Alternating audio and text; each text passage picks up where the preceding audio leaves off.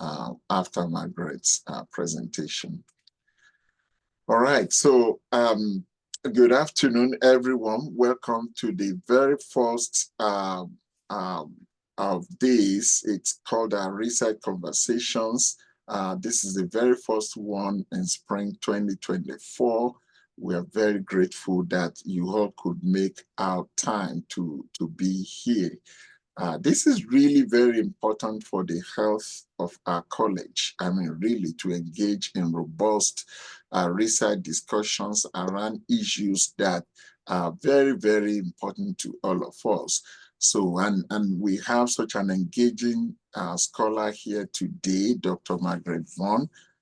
Dr. Vaughn is a professor of language, literacy, and technology here in the WSU College of Education. She received a master's in elementary education from Drexel University and a Ph.D. in curriculum and instruction from the University of North Carolina, Greensboro. As a literacy researcher and former classroom educator, Dr. Vaughn recognizes the valuable role of teacher input and decision-making in policy and practice, and supports efforts to develop equity-focused learning environments. She's an advocate for student agency and works both nationally and internationally to discuss the role of student agency in learning environments. She has published 5 books and 60 journal articles and has won several national awards for her publications and research. She is currently chair of the research committee for the Association of Literacy Educators and Researchers. Today, Dr. Vaughn will present on leveraging the power of collaboration for project planning, data analysis, and publication. It's actually snowing here in Pullman. Specifically, Dr. Vaughn will discuss the power of collaboration when planning research, writing for publication, and data collection strategies. Based on project teams that she has led on teacher adaptability, visioning, and agency, the conversation will center on how to strategically plan research and writing for publication and continued generative collaboration with colleagues. Dr. Vaughn will also discuss what she learned from her recent experience as a United States Fulbright Specialist, as well as tips for publishing in high-impact journals. Although she didn't tell us this, Dr. Vaughn is also currently now an editorial board member of Educational Researcher, which is, you know, the premier journal, empirical journal in the field of general education. So it's really a pleasure having Margaret here with us today. Such an accomplished scholar. She has published in Educational Researcher, 5 books, several articles and papers in top outlets. So we are so fortunate to have such a great scholar like Dr. Vaughn here today. Please join me in welcoming Dr. Margaret Vaughn, our speaker for today. Thank you, Margaret. Thank you so much for that really wonderful welcome. And I don't know if I'm that great. So thank you for those nice things. And thank you all for attending. It's really lovely to be here. I'm going to share my screen because I feel like that might be the easiest way for us to engage. I do want this to be very much back and forth together. So there'll be probably points where I engage us to say, hey, let's have a conversation together. Let's talk and invite. If you know me, you know that I am all about agency. And so I like to kind of have that interplay. And so I think if you've got questions, please put them in the comment. And I think our moderators will help to engage with us with questions as we go along. So thank you so much again for this invitation to talk. I'm really honored and just thrilled to be here. And this is something that's such a powerful, it's very meaningful to me, this idea of collaboration. So I'm really thankful that this is the topic that I'm selecting, and that I'm able to talk about. So this is leveraging the power of collaboration for project planning, data analysis, and publication. And so before we get started, I just want to do recognition that WSU Pullman is located on the ancestral homelands of the Palouse people and the ceded lands of the Nimiipuu, the Nez Perce tribe. I acknowledge their presence here since time immemorial and recognize that their continuing connection to the land, to the water, and to the ancestors, to their ancestors. So I just wanted to make that recognition before we get started. So thank you for that. And since this is a conversation around collaborators, I wanted to also give a shout to all of my collaborators in the past. These are people that I've written with. These are people that I've collaborated with, and I'm privileged and lucky to work with every single person here. And some of those people who are attending are involved in here. And so if you see your name, there's an extra special shout to you as well. So you can just kind of recognize some of the names. And also I wanted to try to connect to that there's school districts here. And so that's something that I want to really deeply talk about, and how just that tension, but also that responsibility we have with schools. So I wanted to make sure I acknowledge that. So when you think about that word collaborate, I actually looked this up in the dictionary, the online Webster's dictionary, and it says to work jointly on an activity, especially to produce or create something. Okay. And so I really wanted to hone in on that definition, because the key there is that concept of working jointly, right? And then there's also this other connection to producing or creating. And so when I think about our work as graduate students, as new faculty, as senior faculty, however we are in this privileged position of being able to produce and create something, right? Like, people pay us to share our perspectives and our voices. And so I really think that working jointly really connects to that level of responsibility that we have. And so when I think about collaborate in the work that I do in schools and communities and with youth and with children, with partnerships, there's some core principles that I like to think about when I work on collaborating. And so this is just kind of my brainstorming session of what I thought collaborate means to me as a researcher in this work, as a teacher educator. This idea of being open to perspectives, right? And creating a shared vision. And so it's not just my vision, it's the collaborator's vision. And I'll talk back about that in just a few minutes. I also always have a goal in mind. I'm mindful of others' goals. So for instance, maybe my deadline is next week, but that doesn't mean that everyone else's deadline is that same week, right? We have to be mindful of what others have in their own responsibilities. I also think about maximizing time together, speaking up, having a designated journal outlet already selected before writing a piece, right? So that's specific to people in academia, right, that we have. And when you get rejected, always send a thank you note and ask for any advice about your work. And I'll have a funny story I can share about that in just a little bit. And when you get rejected, try to respond. And remember, and always remember, that you are in a privileged position, that you have a voice, and it's important to really think about what you're saying through the work that you're doing. I know sometimes as faculty members, we, if you make a decision, if you're a graduate student and you go into academia, you have a voice, you have something to say. So remember, you are a vehicle to have that voice being shared. And so I just want to really recognize that there's importance to what we say and what we write about. And we have to be careful of that. We have to be very respectful and mindful about that.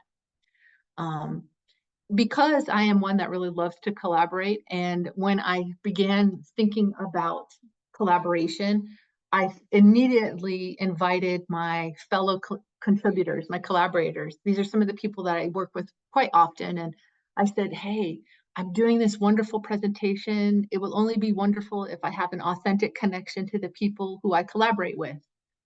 So just take a few minutes. I asked my collaborators for some nuggets of wisdom about what they think collaboration means, or some tips of what to do. So just take a few minutes and just kind of maybe skim these. This PowerPoint will be available, so you'll be able to check this out. But I wanted to just have you look at this for just a few minutes.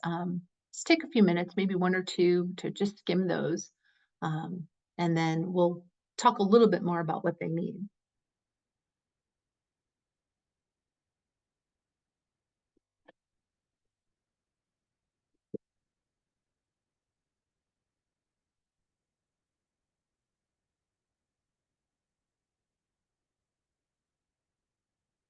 So I wanted to kind of hone in a little bit more on this, that um, those good nuggets of wisdom. So one of my good friends, Julie Ankrum, she has said, this idea of asking for people for direct asks. So she appreciates it when colleagues give her an explicit explanation of what they need to do in a project.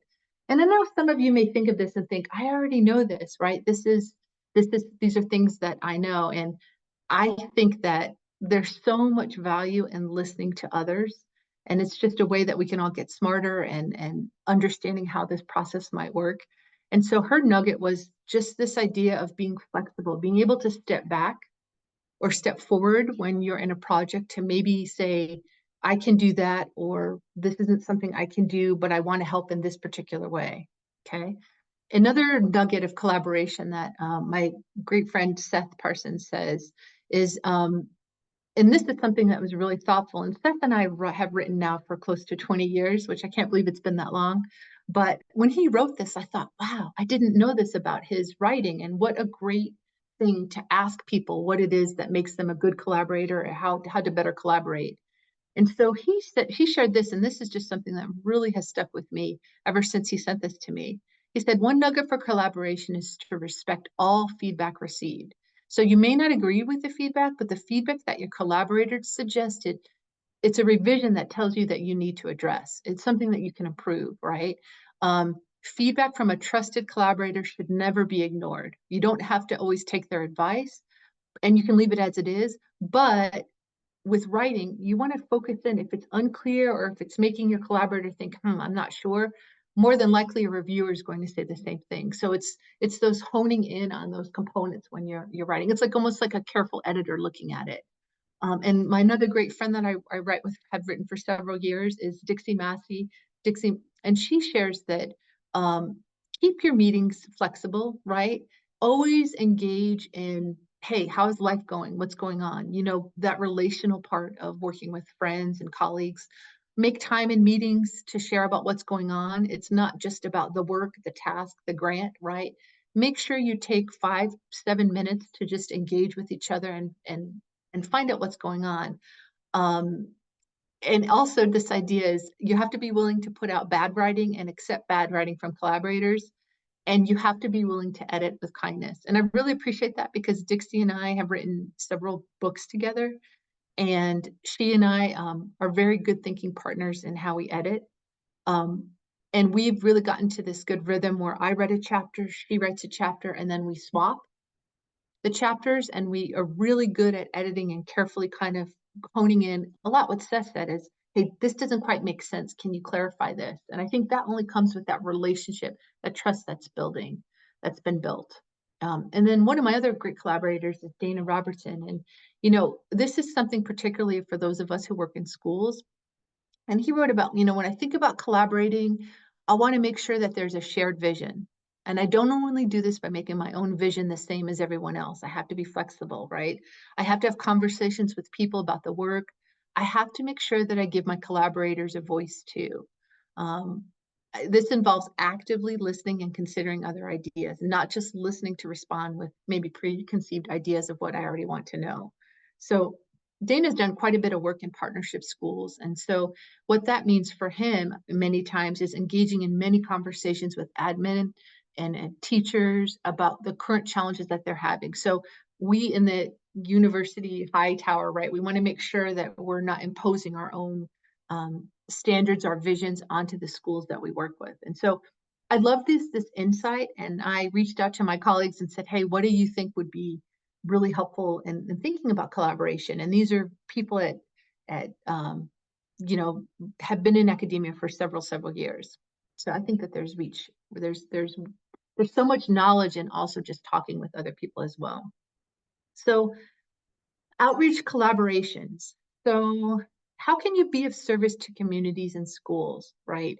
I looked briefly a little bit about people who are here already, and I know many of us are already in schools doing several outreach work, doing grant partnership work, really just getting involved in community broadly and doing really innovative things. And so I also, speaking back to kind of the last slide, reach out to any and everyone you see who is doing work in schools, who is doing work in communities.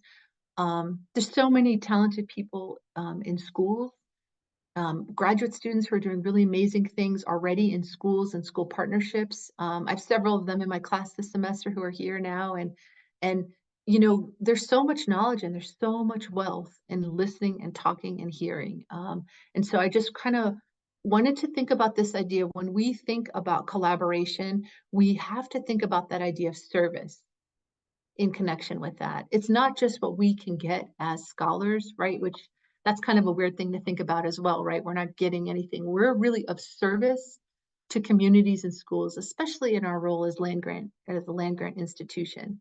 So in the work that I've done, I've tried to think about, okay, what do schools need? What are the cracks? What are the openings that I can kind of find ways to support schools in ways that they need? And so for several years, I've worked on doing after-school book clubs, and I can tell you that in part this is happening because it's really challenging to get involved in schools during the day, particularly with literacy, with scripted curricula and mandates that are happening.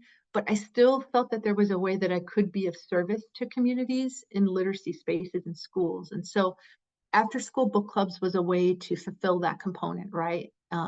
Was to provide wonderful professional development, co-constructed professional development with teachers, where we focus on aspects of, critical understandings of different young adult books and different books that kids need to be reading, and really focus deeply. And at one point, we had over 200 students that were involved in it. So it was a really, really powerful book club experience that is just now starting to rebound because of COVID.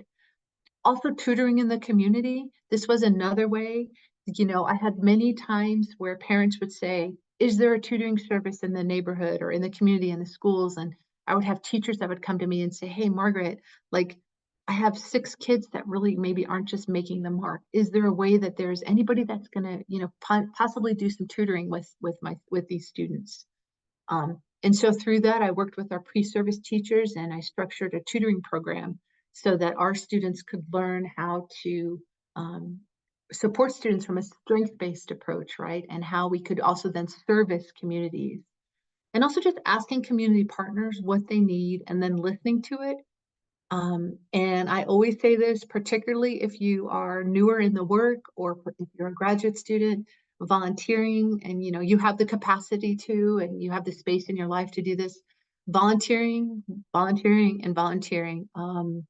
For instance, if there's school nights, right? If there's field nights where you can go in and serve in the community and help schools or help at the library, those partnerships that you're developing can lend themselves to opportunities for grants, opportunities for book chapters together or writing in that way. So, don't think of it as an add-on, think of it as a way of you getting smarter and learning more about communities and also seeing different perspectives. And remember that collaboration and service really goes hand in hand in the way that we think about this work.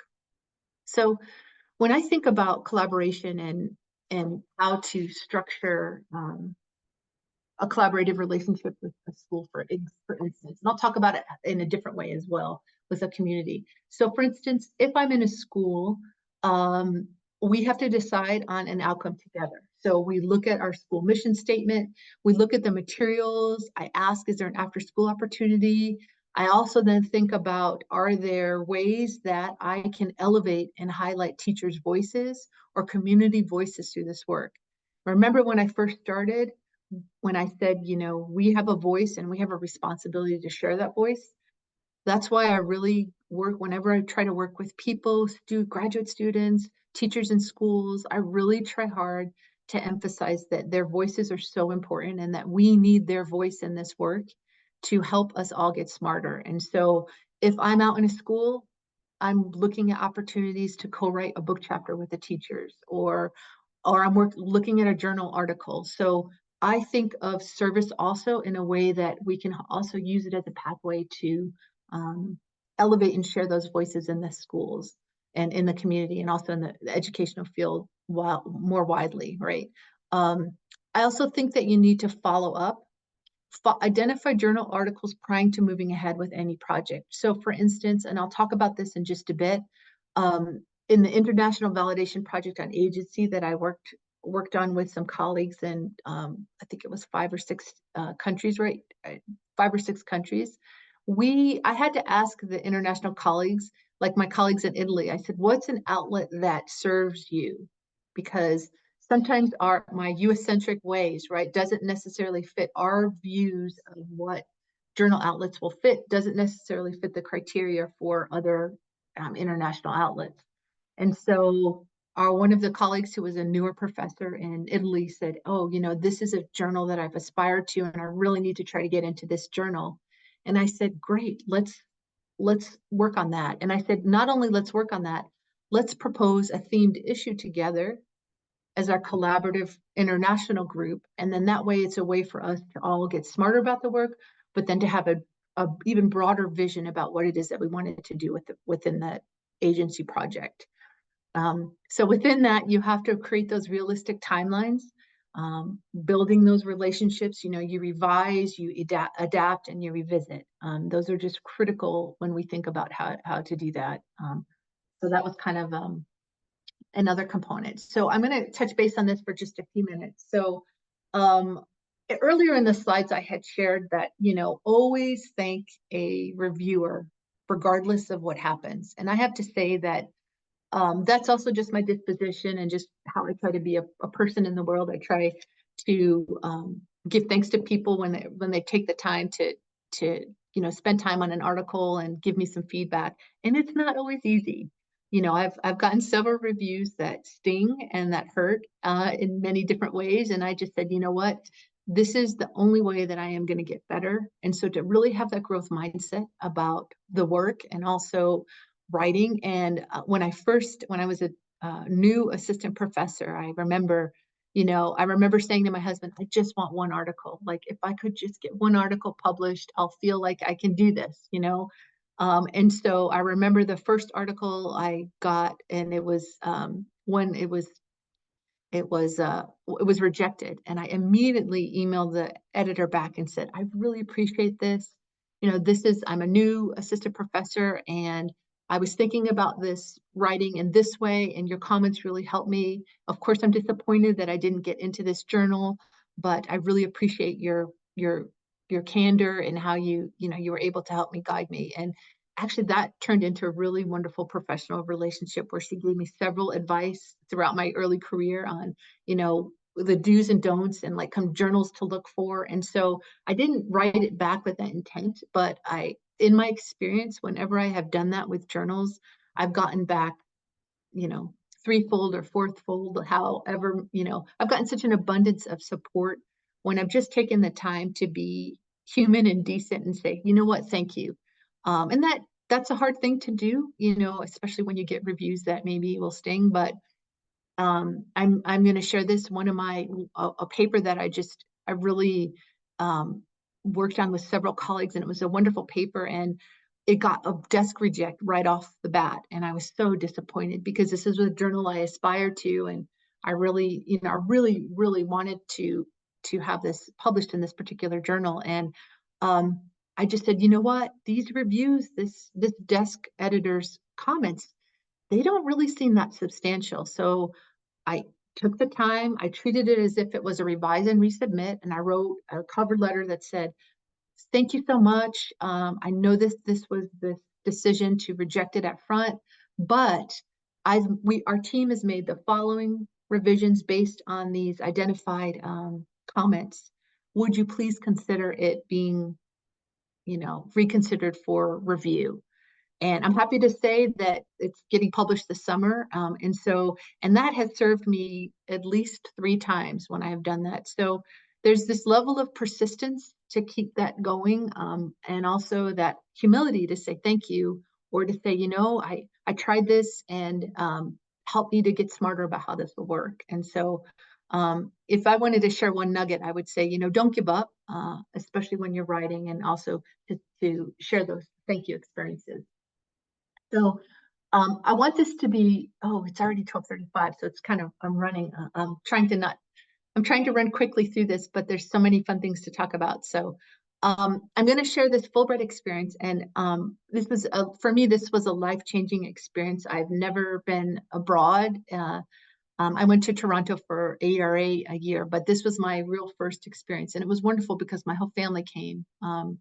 But part of how this experience came about was I talked with someone who was a specialist, and he gave me such wonderful advice on how to go through this process. And truthfully, had it not been for his advice, I probably would not have gotten the Fulbright experience. It had nothing to do with my own experiences or my CV or anything like that, but it was that knowing how to do this, right? Learning the steps on how to do this. And so what I did is I collaborated with colleagues who were examining German language policy practices. And what I did was I looked and I did some research on what was happening in Austria and who were the people that were doing this work. And I just reached out to them and said, I read your piece. I really like this. This is my work. And then we started to have conversations and Zoom conversations about how this work might look together. And I said, you know what? I'm a Fulbright specialist. Would you like for me to come? And I would love to do some workshops and work in your schools. And they were like, sure, that's wonderful. And so it was very serendipitous, but it was a wonderful experience where I did a workshop with community schools and I did worked with researchers. And it was such an amazing experience. And, you know, I got there and then on day 2, they're like, we'd love for you to write this paper with us. And it was all about attitude towards language learning of multilingual learners and insights into Austrian teachers' attitudes, which was wonderful. And the group of researchers that I worked with were German speaking, right? That was their first language. And they were publishing in articles in English language in journals. And so within the week that I got there, they said, you know, we got this review, we did this revision for this other piece. Would you read it through and maybe edit it and smooth it out so it sounds more like a, some of the ways of writing sound more familiar to first language English speakers? And I said, oh, sure, no problem. And so I spent several days kind of trying to make sure I listened to what their intent was with their writing, but then kind of worked as sort of like a bit of an editor to streamline that. And so I share this experience because it would not have happened had there not been that respect and that collaboration and that kind of like that responsibility and of looking to others and saying, hey, what can I do? Or how can I be of service? Right? It was hard to edit their paper because it was around a topic. It was very intent on German language practices. And I was just now learning how that looked like in Vienna. But I put myself to service and said, that's what I need to do. I need to get smarter so that I can be a good colleague in this context with these individuals. And so it was just in such an empowering experience. And like I said, I don't think that would have happened without the understanding of what collaboration works with. And I mentioned this earlier, and this is one of the papers, A Cross-Cultural Perspective of Agency in Primary Context, the validation of the student agency profile across multiple sites. And so I wanted to talk about this because this, I think, can be helpful for many people when we think about this work. So I was lucky a few years ago, I worked on a 11 school project where I got a grant funded project to work on agency. And so I used that opportunity to validate a student agency profile, which really was a cornerstone of what I really wanted to do back when I was a doctoral student. So it was wonderful. I had graduate students that I worked with. I had 11 schools that were partners in the process. It was very challenging, but it was really rewarding because over 1,200 students, several phases of validation development, and at the end, we had a psychometrically sound instrument that was able to measure student agency. And so from there, that was pretty recent. I would say like 2020 that happened.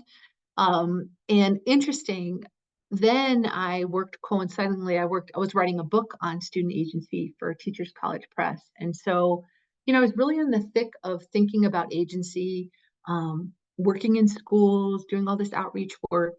And then my book was published.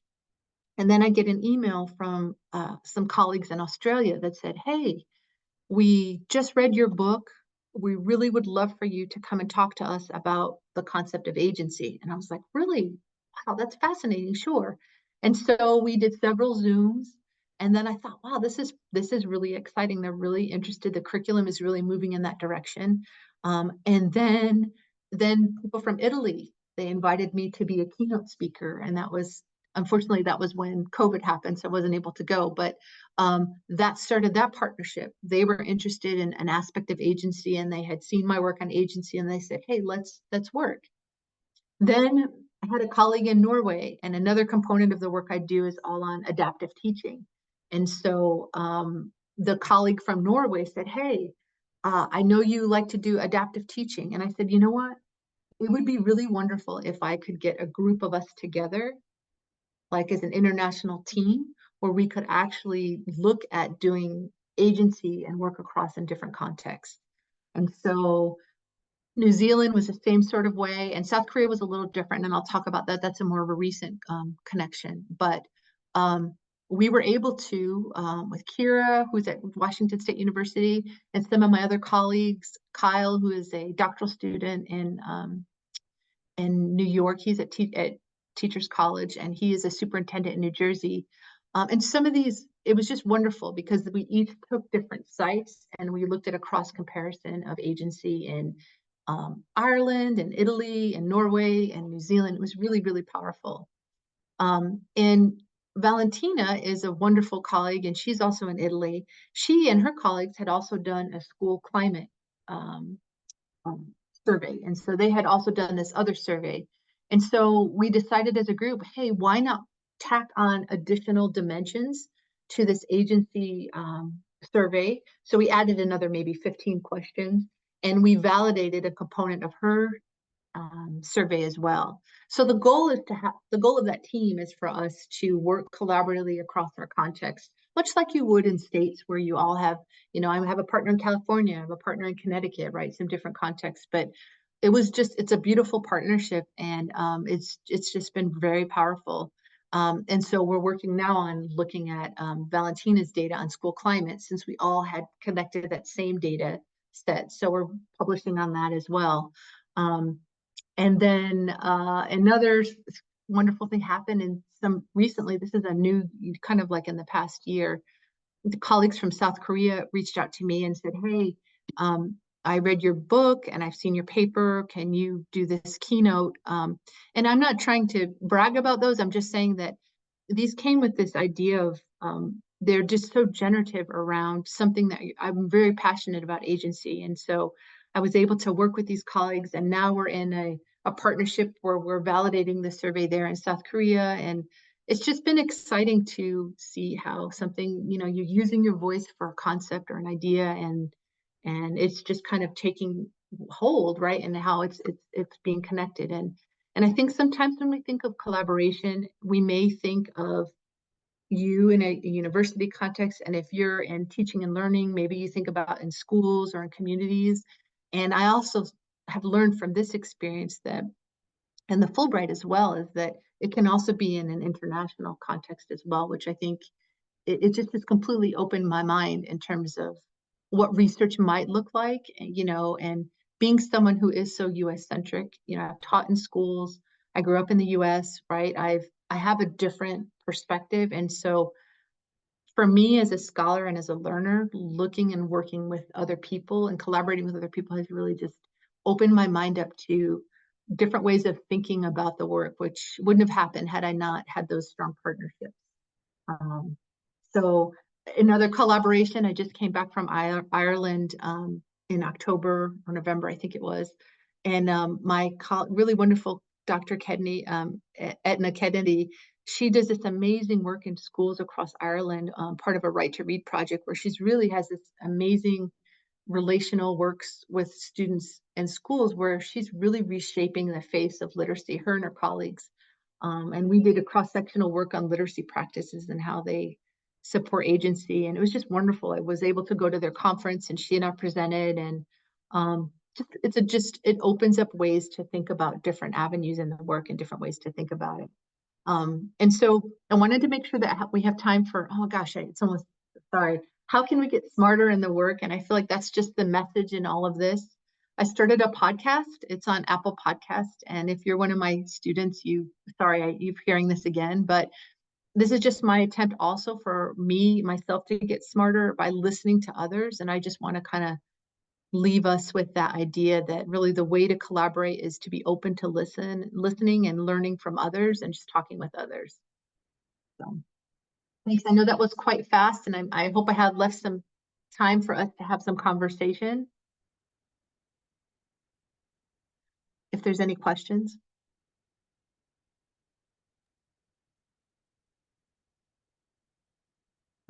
Margaret, that's wonderful.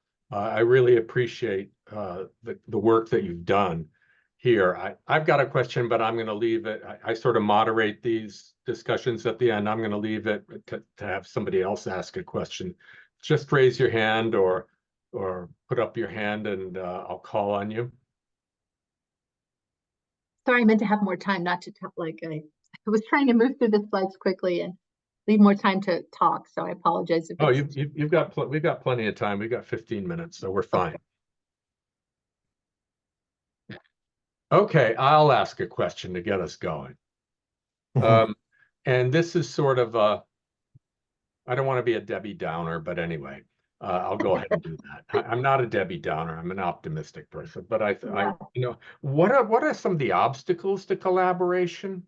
And, how do you renew a collaboration if it has an impasse? You've talked very positively about things that have happened. What are some of the difficulties that you've had? I appreciate your emphasis upon research and having everyone focus that way. What are some of the ways that things may have gone wrong, and how have you affected a change? That's a great question. So I'll just own it. I make mistakes all the time. Like I'm not a cool cucumber. Like I'm always making mistakes. And one that sticks out in my mind is just a constant reminder that what I want to have happen in a project isn't necessarily what others want to have happen in a project, particularly with schools. So that 11 school district project I talked about, it was a great partnership. It was such a good learning experience, but there were so many hurdles. Particularly when you have 11 different principals to work with, right? And, my goal was set on, to be truthful, was to try to validate this instrument, right? Like this was really important. This was significant because I feel as though it can really help connect with student outcomes, which we did prove through that project. We had higher, agency levels and reading comprehension. We found a relationship. But that was problematic, right? Because some of the principals didn't want to engage the way that I did. And so it took a lot of time to build that relationship, say, hey, I get it. I understand. Hey, this isn't a problem. Why don't I come up on a different day, and try it in a different way? Let's do it in a different way. And so it was really the idea, AG, of being flexible. And so I think personally, I've had just, mainly just connections, that shared vision.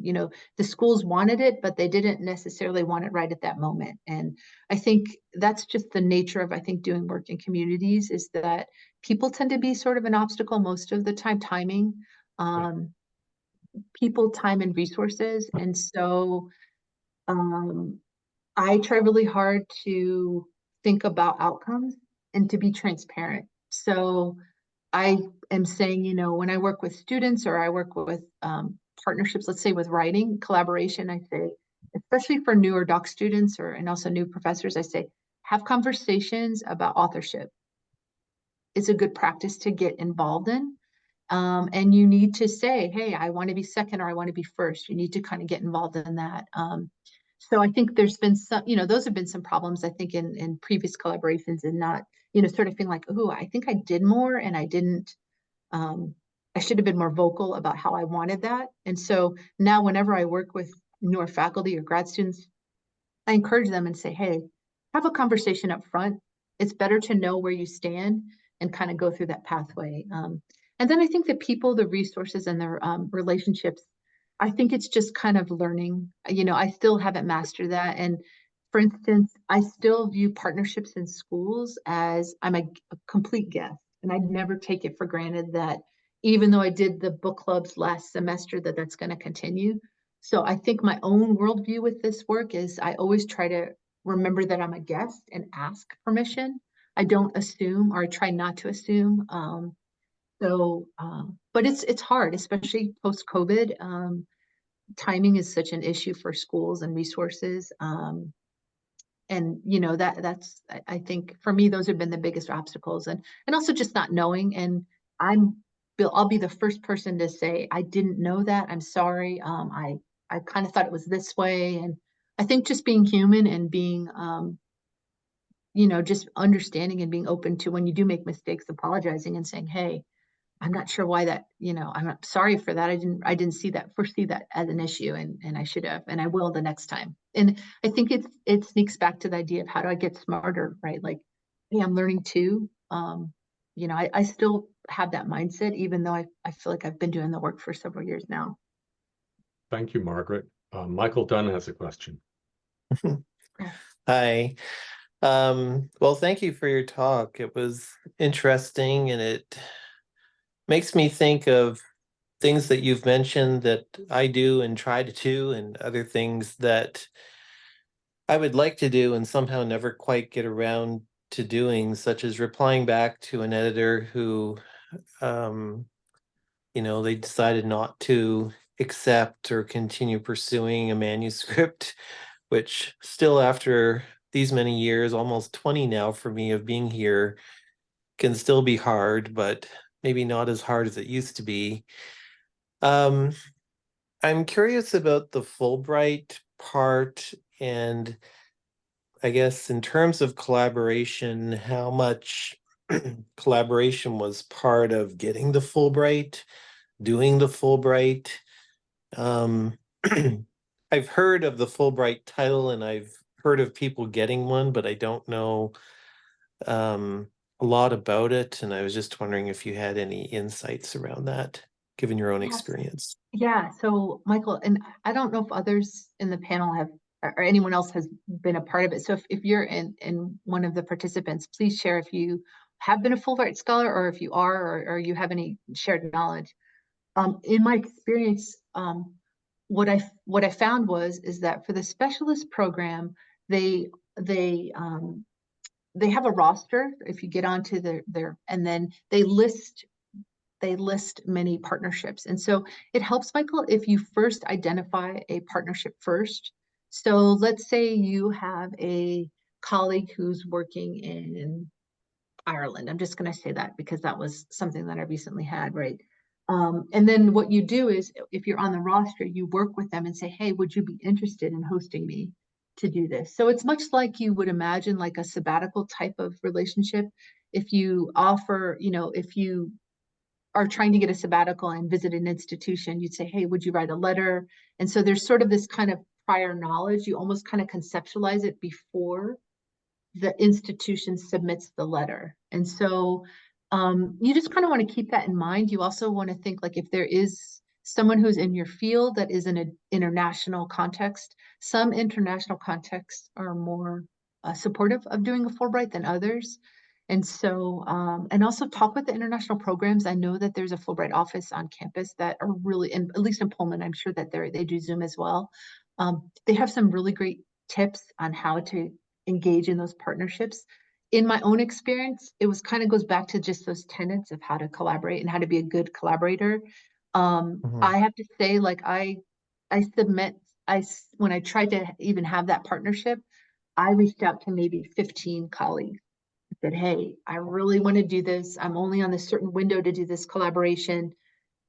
I'm looking for a partner. Anybody have any projects? And so I did kind of like my whole contact list, a little bit of like snowballing, and said, hey, who would be interested in a partnership? And so some of that had to do that relationship building at ARA and at LRA, some of the different conferences. And sometimes I just looked online and I said, this is a place I really want to go to. And I just did research on the kind of work that was happening there. And I said, hey, this is someplace that I find exciting. And then I started that relationship. And then a year after was when I went involved, and I said, hey, I've got this Fulbright context. So like I'm in the process now of working with, and it's like trying to work with an institution to do the same thing.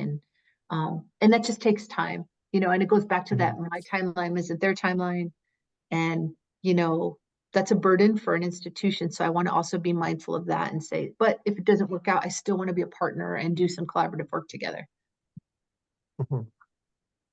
Okay, thank you. Mazen El-Yobi has a question. Yeah. Hi, Hey everyone. Hey, Dr. Vaughn. Hi. Thank you for the great talk, and thanks for the whole committee organizing this kind of event. Talking about the power of collaboration, personally, I always hesitate because moderation can fall off out of track, and I've been in that situation. So actually, my question now about moderation, how to manage the project. Is there any tools like project management software tools? Because I've seen a lot in the internet where the first author, sometimes they would invite other authors and, hey, brainstorming stage for a month and something like that. Is there any tips on managing that? So Matthew has always tried to get me to use project software. There's project teams and teams. I'm so old fashioned. I just, you know, email or call or Zoom, right? Like, but I will say this, one thing I was going to say that you made me think about was, and this is an important thing, especially for many of us and many of students, everyone, you have so many responsibilities. But I will say personally, if I'm on a collaboration project with people, I put my work last, and I always put the collaboration ahead of that. So, which is why I still have data from 2 years that I'm trying to finish, but I do that. And so, for instance, I'm involved on a school climate project now that I have to do with, you know, someone else is on it, but they're looking to me to really help significantly in the project. So I put that on the top of my to-do list, even though I have 17 other things to do. That always rises. And that's just one of the tips I want to say about being a collaborator and motivation, is that I don't tend to work, this is just me and my bias, but I try really hard to do that always. You know, sometimes life happens and I'm not able to fulfill that. But if I'm working with a partner where like it's very hard for that to happen on that mutual end, like, you know, maybe it's been 6 months or something like that, I'm just like, okay, I respect that and I get that, but it lends me to think about going forward, like I need to have maybe a different type of project for that person or that relationship. So it informs me and how I work. And so it kind of twists your question a little bit, but my only suggestion, one of my recommendations is if you're working with a partner, particularly a faculty member, mainly because they are going to have tips and tools to move you forward, you want to make sure you stay on task with that and put that up on the top if you're able to. And also your friends around you, your grad students, your friends. Seth was my fellow grad student, Dixie as well. It's 20 years later and we're still writing. And so those are your partners, those relationships you build, and the commitment and the responsibility you have to each other. It just keeps generating. It just keeps kind of going forward. But I think project management tools, I tend to think about a paper in several ways. I can't multitask a paper many times, but I'll spend a week on the introduction and get it done. And then I tend to take the next week to circle back between the lit review and the findings. Like I try to knock out a paper within a 2-week time frame if I'm really under a crunch, just to get a draft done. So I hope that's helpful. It is helpful. Thank you. Sorry, that was kind of a lot of answering to that. We're at the end of our time. That was just wonderful, Margaret. I know that you're available for other people to contact you by email or in person, whatever. But I want to really thank you. That was marvelous and uplifting. It made my day, quite frankly. Oh, thank you. And so I'm going to turn this back over to our Associate Dean for Research, Shola, who will say some words and talk about next time. All right. Thank you so very much, AG. Thanks, Margaret. That was very beautiful. I really want to echo AG's sentiments. Very well done. Thank you for showing us how to have robust, productive collaborations. This is great. I think the next thing we have will come up next week. Next week, we are going to be having what we call faculty open conversations. Again, because this is what many of our faculty have actually asked for, because many more faculty are being asked to take on non-PI roles on grants. So people get the 2, 3, 5 million, and then they suddenly discover they need someone who can, who has expertise in DEI, and then they call our faculty and ask, oh, we'll give you 1 week summer salary or 2 weeks summer salary. So many faculty are really struggling with that. So we are putting together faculty who have a lot of experience in negotiating on large grants. We have Emerald McDuffie, who was formerly the ADR, Brian French, who was also the ADR before me, and Johnny Lupinacci, who actually happens to be a victim of that, but really willing to speak up. So that will be March 6th, 1 p.m. is that we're calling it open conversation, faculty open conversation.